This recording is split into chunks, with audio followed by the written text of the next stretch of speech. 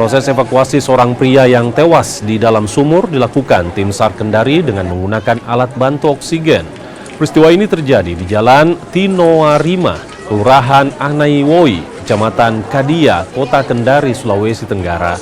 Peristiwa ini berawal saat korban bersama 3 rekannya mendapat kerjaan menguras sumur milik seorang warga. Korban yang turun ke dalam sumur membawa mesin pompa untuk menyedot air, tiba-tiba terjatuh. Sebelum dipulangkan ke kampung halamannya di Desa Sembu Mulia, Kabupaten Konawe Selatan, jasad korban akan dilakukan otopsi di Rumah Sakit Bayangkara, Kendari.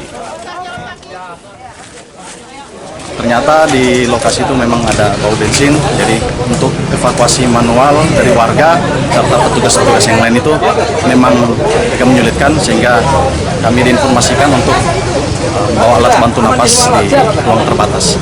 Hal yang ditemui di medan sumur ini setelah diidentifikasi di awal, laporan dari petugas di lapangan, baik itu dari pemadam kebakaran, TNI Polri yang sudah tiba duluan, mengidentifikasi bahwa di dalam sumur itu terdapat bensin.